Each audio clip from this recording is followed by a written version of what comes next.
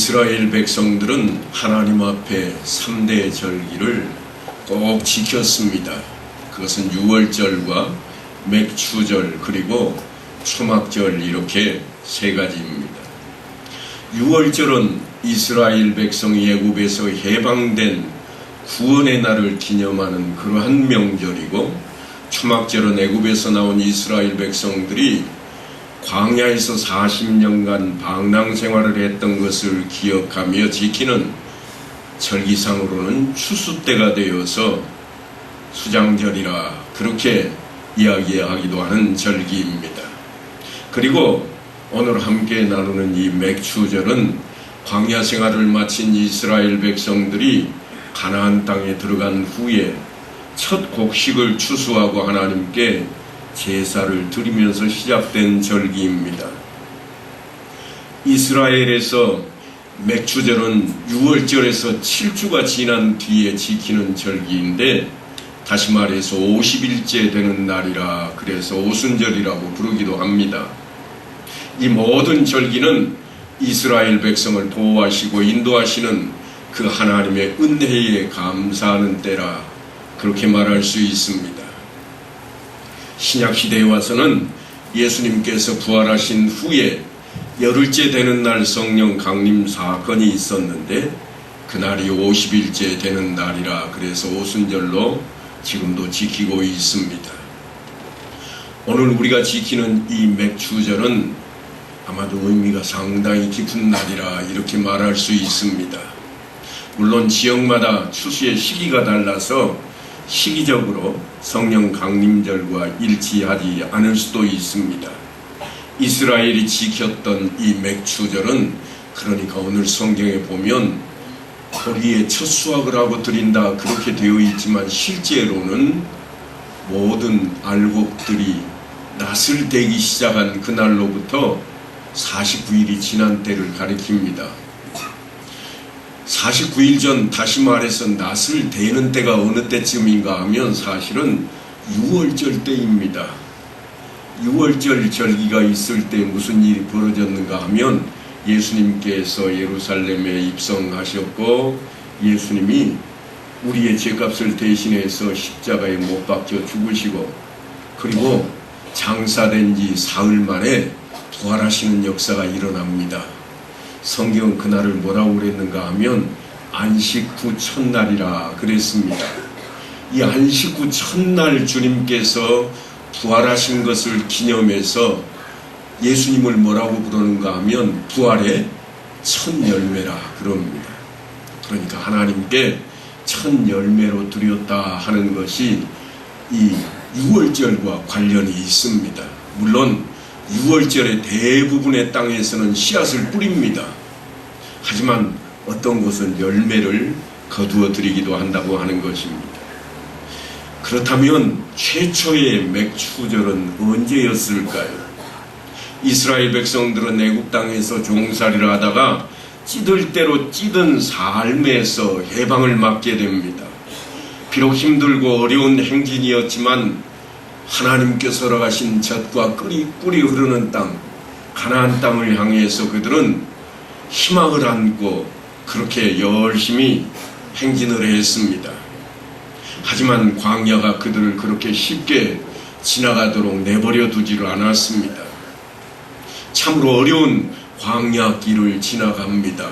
물론 풀한폭이 없고 농사 지을 땅도 없는 광야 지역입니다. 물도 없어서 목이 마를 때마다 하나님 앞에 외치고 물을 하나님께서 허락하신 그 장소들을 통해 그들이 목을 축이는 그러한 길이었습니다. 그랬던 그들에게 이제 요단강을 건너자마자 놀라운 일이 벌어집니다. 지금까지 하나님께서 그들에게 허락하셨던 만나가 더 이상 내리지를 않습니다. 지금까지는 농사를 지을 수 없는 땅, 거두어 드릴 수 없는 그러한 땅이어서 이제 하나님께서 그들에게 먹을거리 만나를 허락하였지만, 이제 이후로는 그들이 직접 농사를 지어서 먹을 것을 대비해야만 하는 때가 된 것입니다. 바로 그때에 그들에게 벌어진 일이 뭔가 하면 이곳저곳에 씨앗을 그들은 심었고 땅을 일구었습니다. 감격의 첫 열매를 맺게 됩니다. 그래서 첫 열매를 맺은 그때가 사실은 그들의 절기로 따져서는 6월절이 아니라 한참 지난 77절이 된 그때였습니다. 그러니까 여리고 주변에서는 77절 때에 처음으로 보리가 거두어 들여지는 그러한 때라고 하는 것입니다. 그들은 이 감격에 겨워서 77절의 맥추절로 지키게 되었습니다. 성경 말씀에 이렇게 기록합니다. 7주를 셀지니 곡식의 낫을 대는 첫날부터 7주를 세어 내 하나님 여호와 앞에 77절을 지키되 내 하나님 여호와께서 내게 복을 주신 대로 내 힘을 헤아려 자원하는 예물을 드리고 너와 네 자녀와 노비와 내 성중에 있는 레위인과 및 너희 중에 있는 객과 고아와 과부가 함께 내 하나님 여호와께서 자기 이름을 두시려고 택하신 곳에서 내 하나님 여호와 앞에서 즐거워할지니라. 너는 애굽에서 종되었던 것을 기억하고 이 규례를 지켜야 할지니라. 그러니까 이 77절은 무엇과 연관이 되는가 하면 6월절과 아주 연관이 깊습니다. 해방을 맞이한 그 6월절 안에 있는 안식 후 첫날로부터 날수를 계산해서 77절이 이루어지는 겁니다.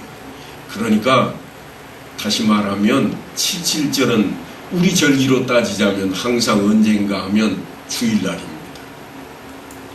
이스라엘 백성들로 따지면 안식 후 첫날입니다. 이날이 그들이 한 절기를 시작합니다. 그래서 얼마 동안 하는가 하면 일주일 동안 그들은 성회로 모이고 8일째 되는 날 다시 한번 하나님께 감사를 드리곤 했습니다. 보리를 추수할 때만 되면 생각나는 이야기가 하나 있습니다. 그 이야기를 오늘 또 좀 하려고 합니다. 어젯밤에 이 집사는 뜬 눈으로 밤을 샜습니다. 장마가 시작된다고 해서 보리 타작을 우리 것 먼저 하려다가 옆 집사는 김 집사하고 심하게 다투었습니다. 왜냐하면 우리가 먼저 해야 된다는 겁니다. 비가 곧 시작되니까. 비가 오면 요즘은 보리 타작하는 일이 많지 않아서 많이 겪지 않은 일입니다. 옛날에는 보리 타작 날짜가 늦어지고 장마가 지나면 보리가 싹이 나버립니다. 그러면 보리의 값어치가 떨어지게 된다고 하는 겁니다. 그러니까 목숨을 걸고 타작 날짜를 자기네가 먼저 장마 전에 잡아야만 하는 겁니다. 이 집사와 김 집사가 그렇게 싸웠습니다. 싸우고 난 뒤에 마음이 편치 않습니다. 그런데 새벽에 겨우 잠이 들었는데 종소리가 잠을 깨웁니다. 혼잣말로 이렇게 합니다. 오늘은 정말 가기 싫다. 교회가 가기 싫은 겁니다. 어제 낮에 일을 생각하니 가슴에서 타오르는 분노가 아직도 수그러들지를 않았습니다. 이런 날 새벽에 일어나는 것은 정말이지 힘듭니다. 하지만 떠지지 않는 눈꺼풀을 한 줌의 차가운 물로 달래고 정신을 차려 봅니다. 이 집사는 그렇게 잠에서 깨어서 주섬주섬 옷을 주워 입고 주님의 음성을 듣기 위해 하나님께서 기다리시는 기도실로 향합니다. 새벽 공기가 코를 타고 뇌를 향해 다름질하며 졸음을 쫓아냈습니다. 자리에 앉자마자 신고식부터 합니다. 하나님 저 왔어요. 어젯밤에는요 한숨도 못 잤어요. 얼마나 힘든 하루였다고요. 하나님도 아시잖아요. 그 김집사 무시하는 말투하고 자기만 법을 지킬 줄 아는가? 정말 그럴 수 있어요. 별것도 아닌 것이 철삭되며 설쳐대기는 꼭 알도 못 낳는 암탉 같다니까요. 정말 미치겠어요. 제 자존심이 산산조각 나서 맑은 하늘로 날아가 버렸어요. 지가 집사면 단가 요즘 내가 얼마나 주방에서 열심히 봉사하고 있는데, 그런데 저에게 그렇게 못할 말을 하다니 정말로 참을 수가 없네요. 저주라도 퍼부어주고 싶습니다. 주님 말씀해 보세요. 어떻게 하면 좋을까요? 그러나 하나님은 아무 대답도 없으십니다. 침묵이 한참 계속됩니다. 그러다가 하나님 대신엔 목사님의 음성이 들려옵니다. 이제 사도신경으로 신앙 고백하겠습니다. 그리고 다같이 찬송가 503장 찬양합시다. 그리고 찬양이 시작됩니다. 세상 모두 사랑 없어 냉랭함을 아느냐 곳곳마다 사랑 없어 탄식 소리뿐일세. 이 집사가 너무 좋아하는 찬송입니다. 그래서 열심히 따라 불렀습니다. 그리고 목사님께서 드디어 성경을 봉독합니다. 다같이 누가복음 17장 1절로 2절까지 봅시다. 이 말씀을 듣던 이 집사가 깜짝 놀랐습니다. 예수께서 제자들에게 이르시되 실족하게 하는 것이 없을 수는 없으나 있게 하는 자에게는 화로다. 제가 이 작은 자 중에 하나를 실족하게 할진대 차라리 연자 맷돌이 그 목에 매여 바다에 던져지는 것이 나으리라. 숨이 갑자기 콱 막힙니다. 그리고 속으로 이렇게 외칩니다. 하나님, 저는 절대 그럴 수 없어요. 하나님 저한테 하시는 말씀 아니죠? 이게 하나님 뜻인가요? 저는 김 집사를 도저히 용서할 수가 없어요. 어떻게 용서할 수가 있겠어요? 그 많은 사람들 앞에서 나를 면박하고 내게 그렇게 심한 모욕을 주었는데요. 하나님 뜻 아니죠? 내게 하는 말씀 아니잖아요. 이거 김 집사 들으라고 하는 말씀이시죠? 그렇죠? 여러분, 이게 이 집사만의 외침일까요? 복은 받고 싶고 벌은 한삭고 받기 싫은 게 우리 인생인데, 오늘도 그런 우리를 향해서 성경은 나에게 사랑하고 용서하라고 말씀하고 주의를 바르게 성수하라고 그렇게 말씀하고 있습니다. 이스라엘 백성들은 하나님의 능력으로 요단 동편에서 헤스본 왕 시온과 바산 왕 옥을 무찌르게 되었습니다. 그리고 승승장구하며 요단강에 도착하자 하나님은 요단을 갈라놓으시고 건너가게 하는, 그들이 그 물을 건널 수 있도록 길을 열어주신 그러한 하나님이었습니다. 기적이 일어났던 것입니다. 요즘이야 요단강이 저 위에 갈릴리 호수에서 수문을 만들어 놓고 닫아가지고 물줄기가 아주 적게 내려옵니다만, 당대에는 요단강 물이 추수할지쯤 되면 범람하는 때입니다. 그러니까 쉽지 않은 길인데 그들이 그 길을 순적하게 건넜습니다. 그래서 이제 그들이 힘있게 성경가를 부르고 싶은데 그들 앞에 하나님께서 그들을 붙드십니다. 이제 여리고성을 향해 우리가 나아갑시다. 여호와 하나님이 우리를 도우실 겁니다. 이제 가나안은 우리 것입니다. 그런 마음으로 힘있게 달려가는 그들을 향해 하나님께서 여호수아서 5장 2절로부터 보면 이런 이야기를 합니다. 멈춰라. 그리고 산으로 올라가라. 그곳에서 할례를 행하라. 지금 전쟁을 시작하고자 하는 때입니다. 땅을 이제는 차지해야 됩니다. 장정들이 모두 나가서 싸워서 이겨야 땅을 차지할 수 있을 것 같습니다. 이전에 아주 오래전에 40년 전에 그들이 그 땅을 정탐했을 때 뭐라고 그랬는가 하면 성벽은 철옹성 같고 그곳에 있는 사람들은 거인들이 살고 있으며 우리는 메뚜기 떼 같더라.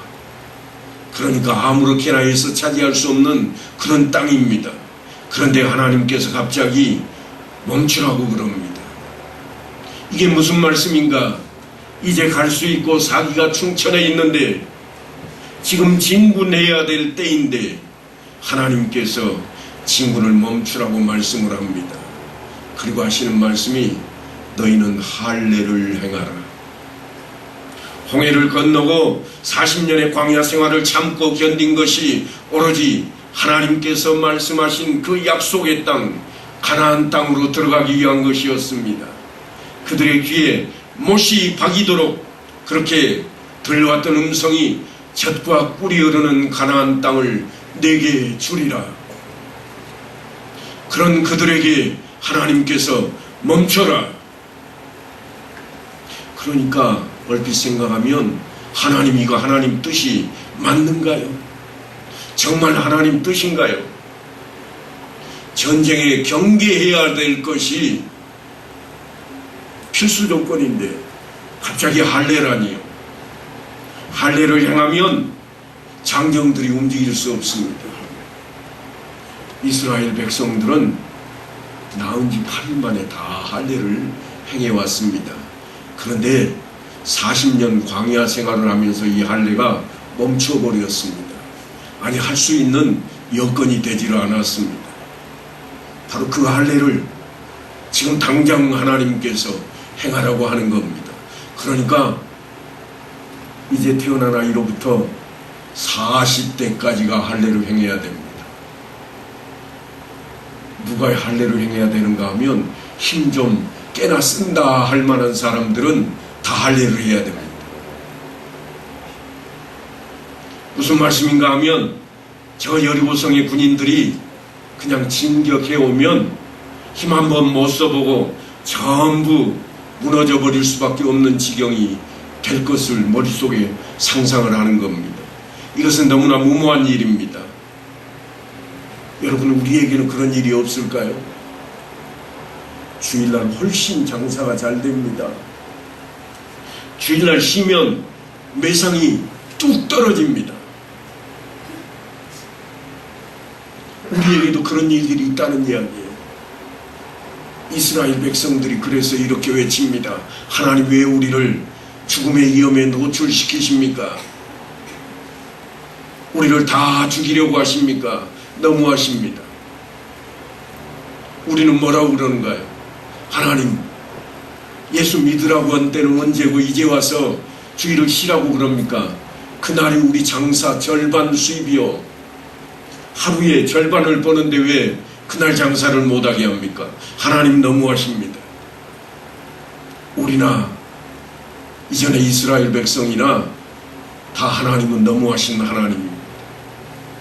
그런데도 불구하고 하나님께서는 멈추라. 그리고 너희는 할례를 행하라. 그런데 이 말씀 속에 하나님의 사랑과 깊은 애정이 담겨 있다는 사실을 아직까지 이들이 깨닫지 못하고 있습니다. 지금은 진군하는 것보다 더 필요한 것이 하나님의 백성이라고 하는 것을 확인하는 일이었습니다. 지금 광야 생활을 할 동안에 40년 동안은 확인할 필요가 없습니다. 왜냐하면 자기들밖에 없었으니까요. 그냥 한 무리를 지어서 쭉 오는데 다 자기들 뿐입니다. 하나님의 백성들입니다. 하지만 이제부터는 누가 하나님의 백성인지 아닌지를 구별해야 됩니다. 가나안 땅에 이미 진을 치고 살고 있는 저들은 하나님의 백성이 아닌데 누구를 쫓아내고 누구를 없애야 하나님께서 이스라엘 백성들의 땅이 되게 하겠다는 것입니까? 그래서 하나님께서는 그들로 하여금 하나님의 백성된 표식을 남기라고 너희가 누구냐고 외치고 계신 겁니다. 가나안에는 가나안 족속들이 자리를 잡고 있었으니 이제는 하나님의 백성에 대한 표가 필요했습니다. 그것이 다름 아닌 할례의 행위였습니다. 할례는 하나님의 사랑의 표시요 하나님의 자녀의 근거가 되었습니다. 이것 없이는 가나안 땅을 점령해도 무용지물입니다. 우리에게도 세례 예식이 바로 이와 같은 자리입니다. 세례를 받지 아니한 자는 우리가 성찬 예식에도 함께하지 않는 이유가 바로 이 자리에 있습니다. 하나님의 자녀된 표식이 무엇인가? 우리에게 주일 성수는 바로 그런 것입니다. 왜냐하면 그것이 없다면 그들은 진정 하나님의 백성이 아니기 때문입니다. 할례는 구별입니다. 하나님의 백성과 이방 백성의 구별입니다.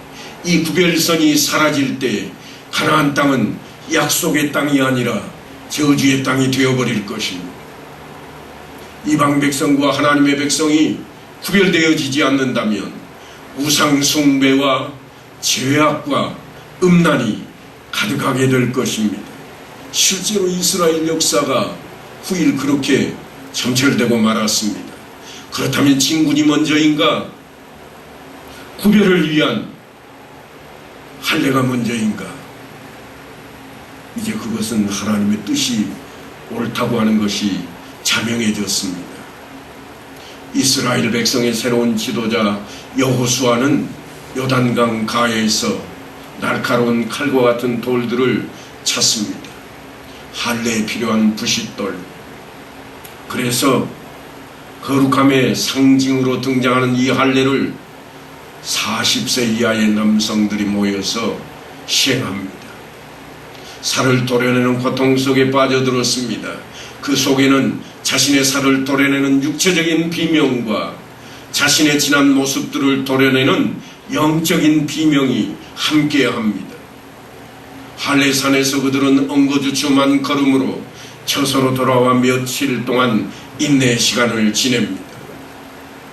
여인들이 출산할 때에 산고와 고통이 있듯이 이스라엘의 모든 남성들에게 새롭게 태어남의 고통이 당시에 주어졌습니다. 이제 그들은 하나님의 백성으로 하나님의 자녀로 온전한 표식을 갖게 되었습니다. 어제 이스라엘이 아닙니다. 완전히 달라졌습니다. 무슨 말씀인가 하면 순종하는 사람으로 달라졌습니다. 전쟁에 질 것 같은 느낌, 그 사이에 저들이 쳐들어오면 우리는 망하겠다, 그 생각을 내려놓고 말씀 앞에 순종하는 그들이 되었다고 하는 것입니다. 후일 그들이 여리고성을 돌았던 이야기를 들어보면 놀라운 순종의 역사가 이어집니다. 성을 점령하려면 칼, 무기를 들고 진군해야 됩니다. 그런데 여리고성을 함락할 때 보면 그냥 줄지어서 성 외곽을 빙 돕니다. 하루에 한 바퀴씩. 그것도 그냥 돌지 않습니다. 앞에서 양강나팔을 불어댑니다. 적들에게 우리 여기 가고 있다 알리고 가는 겁니다. 하루에 한 바퀴씩. 7째 날에는 7바퀴를 돌아버립니다. 하루 종일 돌았습니다. 그런데 놀라운 일이 벌어집니다. 말씀에 순종했더니 성이 와르르 무너집니다. 성에 있던 군사들이 힘 하나 못 쓰고 다 오합지졸이 되어버립니다. 그러니까 이스라엘 백성들이 하나님 말씀 앞에 순종하는 자리로 나아가는 것은 참으로 놀라운 기적을 낳는 일이었습니다. 철저한 순종의 사람으로 그들은 이제야 하나님 앞에 택하심을 받은 백성들이 된 것입니다. 약속의 땅 가나안으로 들어가는 이스라엘 백성들, 그들에게 절실하게 요구되었던 것이 무엇인가? 전쟁에서 승리보다도 더 요구되는 것이 있었는데 그것은 하나님만 바라보고 하나님만 의지하는 그런 삶입니다. 이스라엘 백성이 40년 동안 체험해 왔던 일입니다. 날마다 먹을 것을 그들은 하나님으로부터 받았습니다. 날마다 그들은 생명을 유지하는 일을 하나님으로부터 받았습니다. 낮에는 구름 기둥이 그들을 가리워 주었고 밤에는 불 기둥이 그들을 따스하게 해 주었습니다. 오직 하나님만 쳐다봐야 되었습니다. 구름 기둥이 어디를 향하는가? 성막에서 구름 기둥이 떠오르면 야, 출발하자. 왠가 하면 그 자리에 있어야 살기 때문입니다. 오직 하나님만이 그들의 생명이었습니다. 그들은 40년 동안 오직 하나님 말씀, 그것으로 충전이 되었던 것입니다. 이제 할례라고 하는 이 사건을 통해서 그들은 순종의 사람으로 하나님 앞에 온전히 나아가게 되었습니다. 그것은 택한 백성의 자리입니다.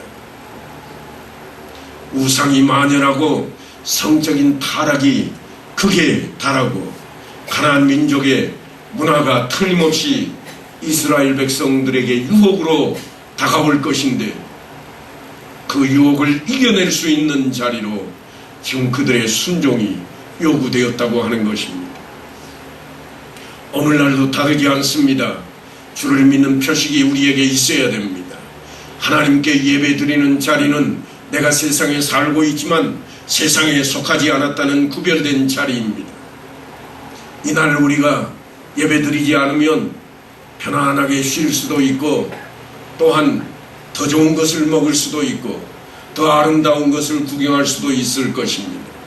그러나 우리는 구별된 모습을 어디에서 찾고 있는가 하면 주일 성수에서 찾고 있는 것입니다. 그것은 다름 아닌 순종의 사람으로 만드신 하나님께서 하시는 말씀입니다. 너는 내 것이라. 하나님께서 너는 내 것이라 하는 이 말씀은 축복의 약속입니다. 무슨 말씀인가 하면 내가 지키리라, 내가 함께하리라, 내가 인도할 것이라, 그게 너는 내 것이라 하는 말씀입니다. 그러니까 우리가 놓치지 말아야 할 것은 이 주일이 주님의 날로 우리에게 다가와 있는 이 주일이 하나님께서 너는 내 것이라 외치시며 나를 보호하시고 인도하시고 함께 하시겠다고 하는 약속이라는 사실입니다. 그래서 하나님께서 하나님의 사도들을 통해 우리에게 이렇게 고백하게 만듭니다. 너희가 나를 택한 것이 아니요 내가 너희를 택하여 세웠나니. 그러니까 우리는 우리 스스로 하나님을 택한 게 아닙니다. 하나님께서 나를 택하셨고 너는 내 것이라. 그러니 내가 너를 보호하고 너를 인도하고 너와 항상 함께 할 것이라.